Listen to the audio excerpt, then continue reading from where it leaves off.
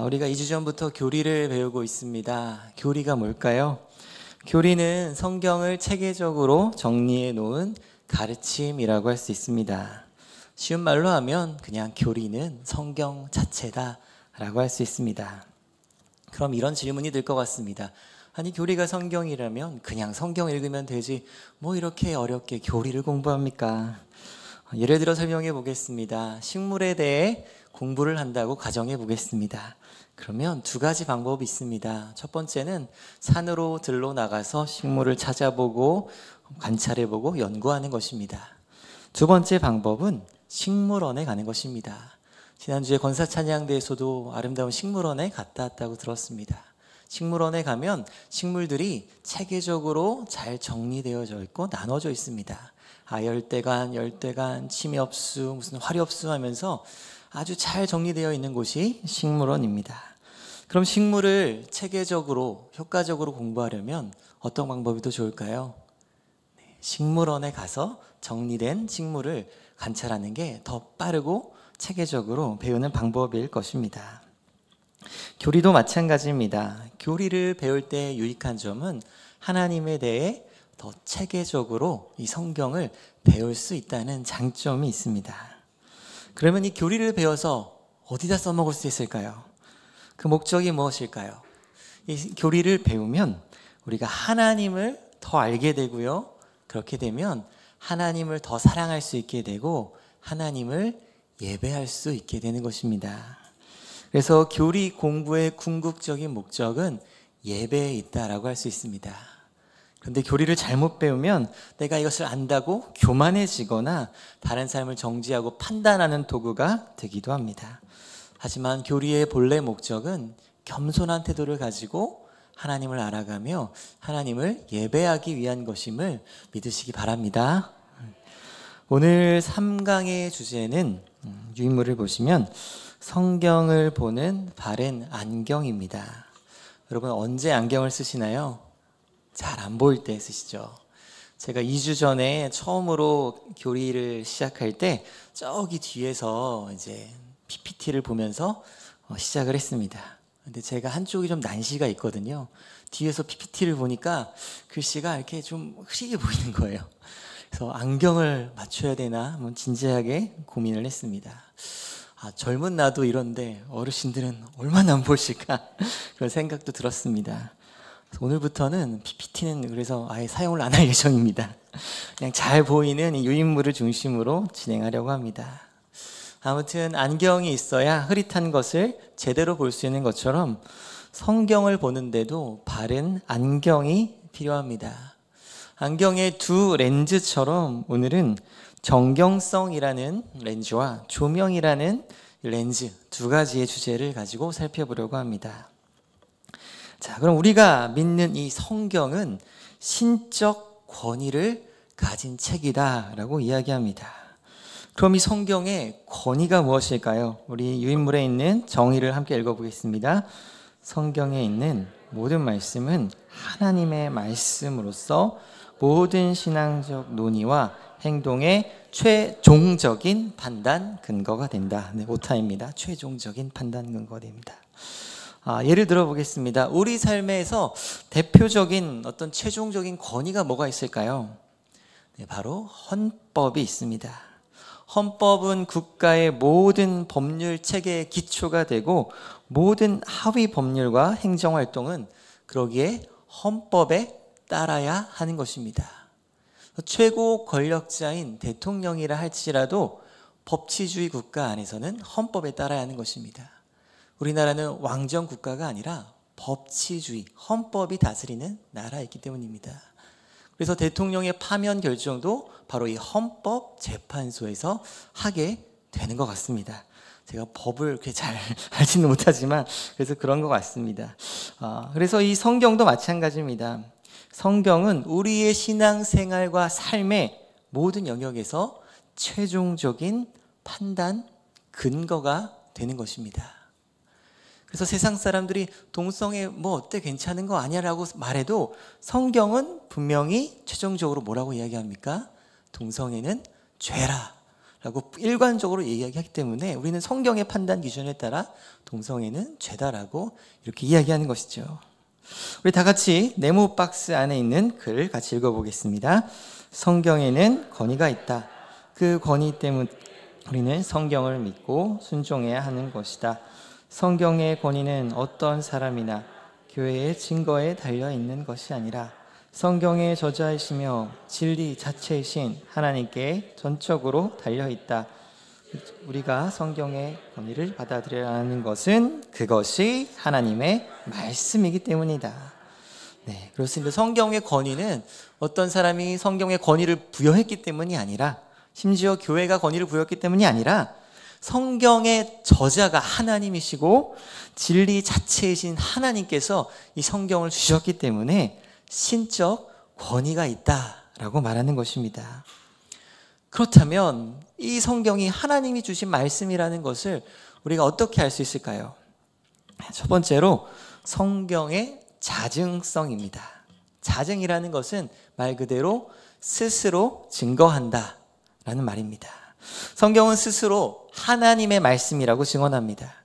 대표적으로 디모데후서 3장 16절 말씀에 보면 모든 성경은 하나님의 감동으로 된 것이다.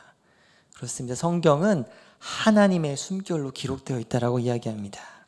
우리 유인물의 베드로후서 1장 20절, 21절 말씀도 같이 읽어보겠습니다.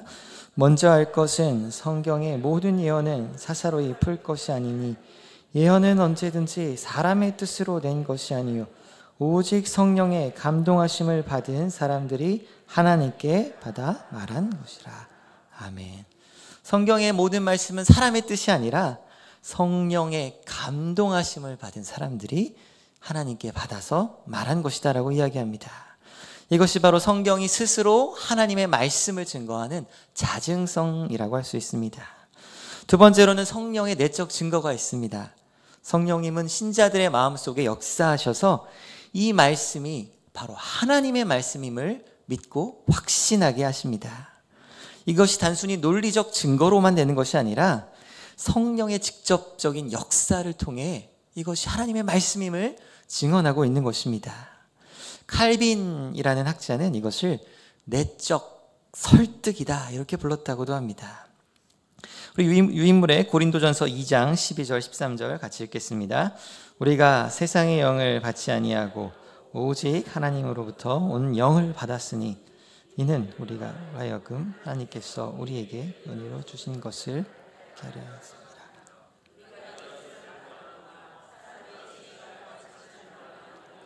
오직 성령께서 가르치신 것으로 하니 영적인 것은 영적인 것으로 분별하느니라.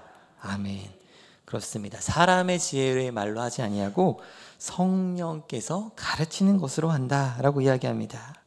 그래서 성령께서는 우리가 성경을 읽을 때 또 설교를 들을 때 단순히 보충하거나 설명하는 정도가 아니라 말씀을 하나님의 말씀으로 믿고 받아들일 수 있도록 조명하는 역할을 우리에게 하는 것입니다.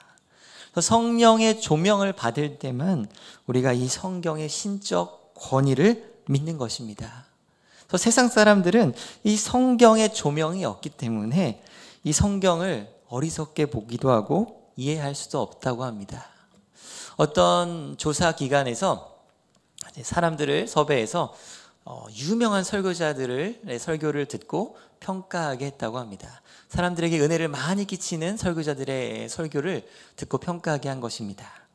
그런데 이 사람들의 하나 같은 평가는 아주 좋은 설교를 들었지만 은혜를 전혀 받지 못했다는 결과였습니다. 왜 그렇습니까? 이 사람들은 불신자였기 때문입니다. 그 안에 성령의 내적 조명이 없기 때문에 아무리 은혜로운 말씀을 들어도 은혜가 되지 못한다는 것입니다. 그래서 내 안에 성령이 있나 없나를 중요한 판단하는 잣대 중에 하나는 말씀을 들을 때 은혜가 되고 깨달아지고 아멘이 될 때 성령이 지금 나에게 역사하시는구나 하는 것을 우리가 깨달을 수 있는 것입니다. 세 번째로 예수님께서는 성경의 권위를 친히 인정하시고 증거하셨습니다. 우리 마태복음 4장 4절 말씀 같이 읽겠습니다. 기록되었으되 사람의 떡으로만 살 것이 아니요 하나님의 입으로부터 나오는 모든 말씀으로 살 것이라 하였느니라. 아멘. 예수님은 마귀의 시험을 물리치실 때 신명기 8장 3절 말씀을 인용하셨습니다. 이 구약의 말씀이 하나님의 말씀이기 때문에 기록된 말씀을 증거하시고 인정하시면서 인용하신 것입니다.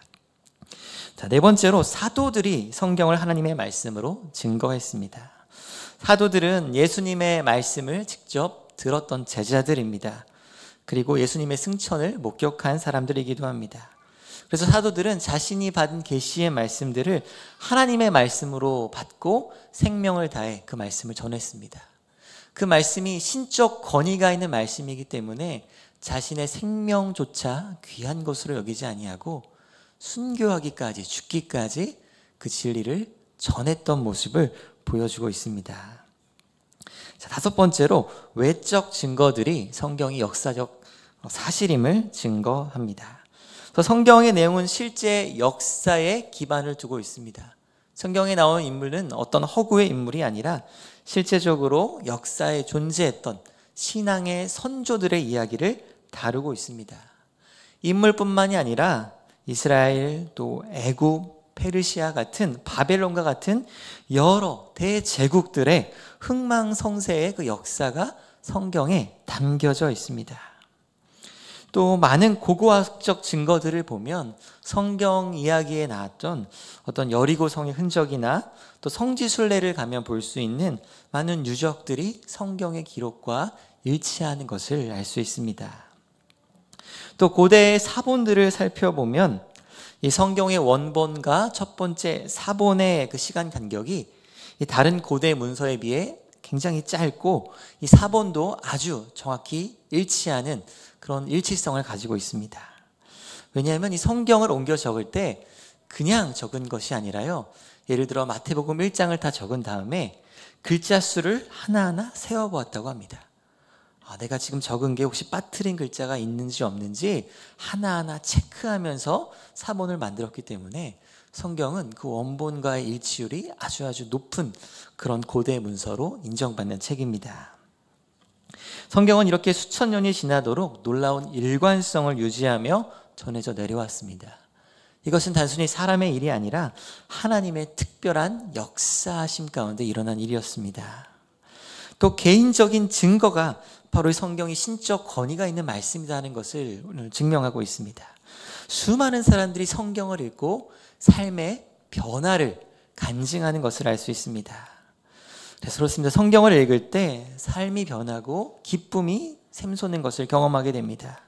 또 성경 말씀을 붙들고 기도할 때 그 실제로 하나님께서 응답하는 역사를 우리는 경험하고 있습니다.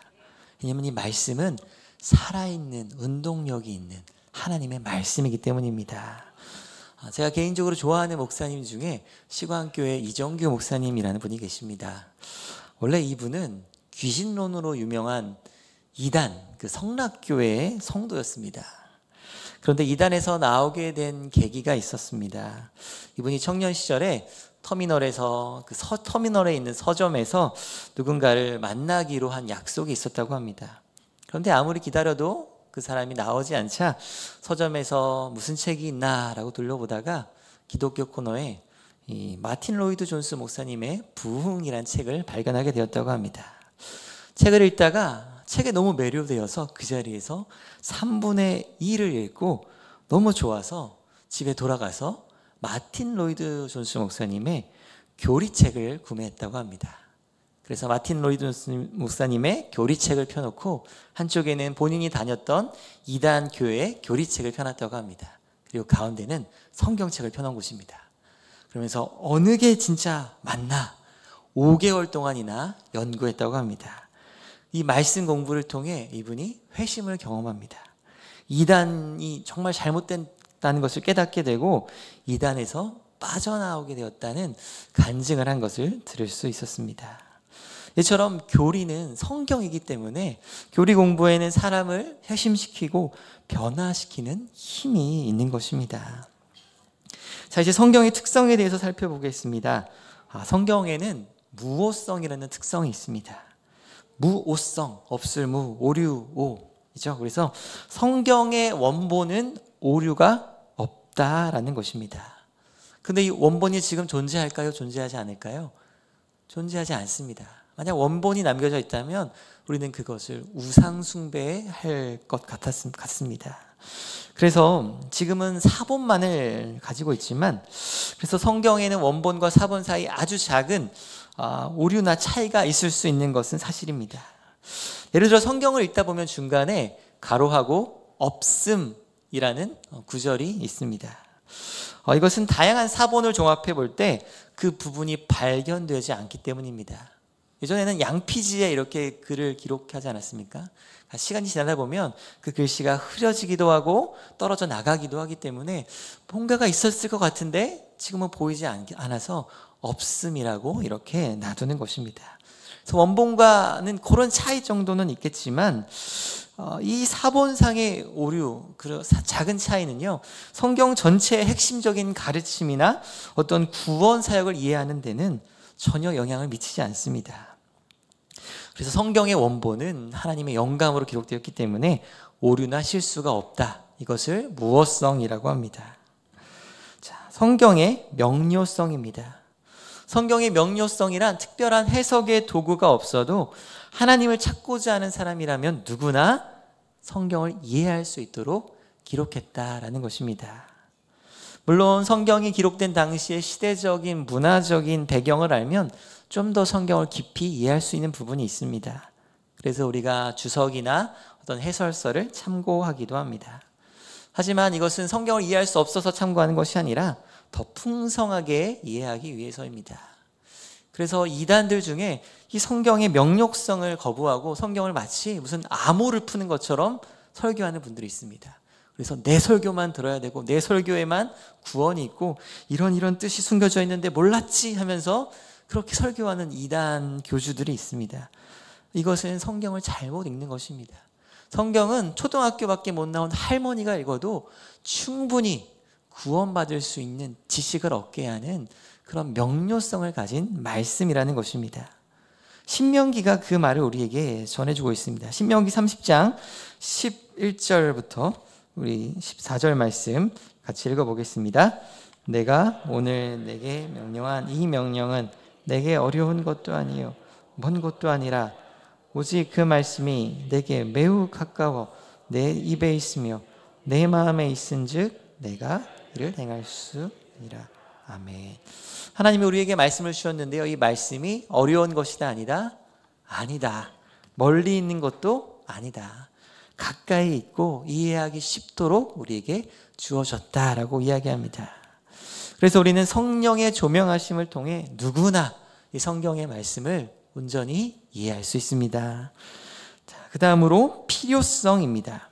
우리가 하나님을 알고 구원의 은혜를 깨닫고 영적 성장을 이루기 위해서는 반드시 필수적으로 성경 말씀이 필요합니다. 성경 외에는 다른 길이 있다 없다? 없다는 것입니다. 로마서 10장 17절 말씀은 이렇게 이야기합니다. 그러므로 믿음은 들음에서 나며 들음은 그리스도의 말씀으로 말미암았느니라. 그렇습니다. 그리스도의 말씀을 들음으로만, 말씀을 통해서만 구원을 얻는 믿음을 얻을 수 있다라고 말하고 있습니다. 그 다음은 성경의 충족성입니다. 충족성이란 이 성경 하나만으로 구원은 얻기 위해 신앙생활에 필요한 모든 지식이 충분하게 다 들어있다라는 것입니다. 우리 요한복음 20장 31절 말씀을 읽겠습니다. 오직 이것을 기록함은 너희로 예수께서 하나님의 아들 그리스도이심을 믿게 하려 함이요 또 너희로 믿고 그 이름을 힘입어 생명을 얻게 하려 함이니라. 아멘. 네, 성경을 통해 우리는요 예수님을 바라보고 예수님을 알 수 있습니다. 성경만으로 구원을 얻게 하는 예수님을 아는데 충분하다라는 것입니다. 그러면 이 성경 안에 하나님에 대한 모든 것이 전부 다 담겨 있을까요? 그렇진 않죠. 하나님은 무한하신 분입니다. 무한하신 하나님을 이 성경이라는 짧은 지면 안에 다 담을 수는 없습니다. 하지만 하나님의 백성의 구원을 위해서, 성화를 위해서 필요한 그 핵심적인 지식은 충분하게 이 성경 안에 다 들어있다라는 것입니다. 그래서 우리는 성경 외에 다른 곳에서 구원을 찾거나 할 필요가 없다라는 것입니다. 자, 그 다음으로 세 번째로 성경의 정경성입니다. 자, 정경, 한자로는 발을 정해 경전, 경자를 씁니다. 정경의 정의를 한번 같이 정경이란 무엇인가 읽어보겠습니다. 하나님의 영감으로 기록된 말씀으로 권위를 인정받은 것을 의미한다. 네. 하나님의 영감으로 기록된 말씀, 그 성경 66권을 우리는 정경이라고 부릅니다. 이 정경을 헬라어로는 캐논이라고 부릅니다. 이 캐논의 뜻은 잣대나 기준을 의미하는 단어입니다. 그래서 성경은 우리 신앙생활에 잣대와 기준이 되는 책들의 목록입니다. 우리 성경은 정경이다. 같이 읽어보겠습니다. 성경은 정경이다. 아무리 뛰어난 신앙서적이라 하더라도 성경의 어느 한 책보다 더 큰 의미나 권위를 가질 수는 없다. 그리고 아무리 설득력 있는 주장이라 하더라도 성경의 어느 한 책에 가르치는 바와 상충될 때에는 옳다고 받아들일 수 없다. 옳고 그름의 잣대가 되는 것은 바로 성경이다. 그렇습니다. 아무리 훌륭한 신앙 서적이라 할지라도 성경보다 권위가 높을 수는 없습니다. 그래서 성경과 상충되는 주장은 아무리 설득력이 있어 보여도 우리는 받아들일 수 없습니다. 성경이 최종적인 권위를 가진 잣대요 기준이 되기 때문입니다. 그래서 우리가 현재 사용하는 성경은 구약 39권과 신약 27권 총 66권으로 이루어져 있습니다. 이 성경이 66권의 정경으로 인정되기까지 역사를 보시면 주 90년경에 유대 랍비들이 얌니아라는 회의에서 구약 39권을 공식적인 정경으로 확정했습니다. 그 전부터 유대인들은 이 39권을 정경으로 인정하고 사용해 왔지만 이 회의를 통해서 법적으로 인정, 공증을 한 것입니다. 그리고 신약 성경은 주 397년에 카르타고 회의에서 정경으로 확정되었습니다. 이 과정이 어떤 100권 중에 66권을 뽑아서 회의를 통해 결정한 것이 아니라 이미 성도들에 의해 초대교회에서 정경으로 인정된 것을 회의를 통해 이것을 확증한 것이다, 법제화한 것이다 라고 받아들이면 좋겠습니다. 그러면 이렇게 정경을 확증하는 또 기준은 무엇이었을까요? 이것은 교회가 마음대로 정한 것이 아닙니다. 정말 이 책이 정말 하나님의 말씀인가를 공의로운 기준을 가지고 검토했습니다. 첫 번째는 사도적인 권위입니다. 이 성경이 사도가 직접 썼는지 혹은 사도와 아주 가까운 사람이 썼는지를 가지고 판단했습니다. 그리고 간혹 성경 중에 작가가 미상인 것들이 밝혀지지 않은 것들이 있습니다. 이것들은 그 내용이 사도들의 가르침과 일치하고 전체 성경의 진리와 부합하는지를 이 가르침의 일치를 가지고 또 판단했습니다. 그리고 교회의 인정입니다. 초대교회 성도들이 이 책을 널리 인정하고 사용되었는지를 또 봤습니다. 그리고 성령의 내적 증언의 기준이 있었습니다. 그 책을 읽을 때 성령의 역사를 통해 마음이 열어지고 깨달아지는 변화가 있는가 이런 것들을 판단하여서 그 성경이 66권을 정경으로 확정한 것입니다. 그러면 구약 39, 신약 27 이거 외에 다른 성경은 없을까요? 혹시 외경이라고 들어보셨습니까? 정경으로 인정되지 않았지만 나름 유익한 부분도 있다고 여겨진 책이 외경입니다. 그래서 로마 카톨릭에서는 이 7권의 외경을 정경에 포함시킵니다. 근데 우리는 왜 이것을 포함 안 시켰을까요? 이유가 있습니다. 외경에는 신학적으로 맞지 않거나 충돌되는 부분이 있습니다. 예를 들어 외경에는 예수님의 인성을 부정하는 내용이 있는 경우가 있습니다. 또 외경에는 죽은 자를 위해 기도하면 그 죽은 자의 구원의 여부가 바뀐다 이렇게 주장하는 부분도 있습니다. 또 외경에는 연옥교리 같은 것이 등장하기도 합니다. 그래서 가톨릭은 면죄부를 팔기 위해 또 연옥교리를 정당화하기 위해 이 7권의 외경을 정경으로 포함시킨 것입니다. 하지만 개신교는 전체적인 신학적으로 충돌하고 맞지 않는 이 외경을 정경으로 인정하지 않습니다. 이 외경 외에 위경이라는 것들도 있습니다. 이 뜻은 위선된, 거짓된 성경이라는 뜻입니다. 그래서 대표적으로 저자를 속이거나 아니면 성경의 가르침과 완전히 다른 이단적인 내용을 주로 하고 있는 것들을 위경이라고 부릅니다. 그래서 우리가 가진 66권의 성경은 이러한 과정을 통해 하나님의 신적 권위가 있는 말씀으로 인정된 정경이다라고 이렇게 부릅니다. 자, 네 번째로 계시, 영감, 조명의 종결성입니다. 자, 첫 번째로 계시는 끝났습니다. 우리 계시록 22장 18절 말씀 읽겠습니다.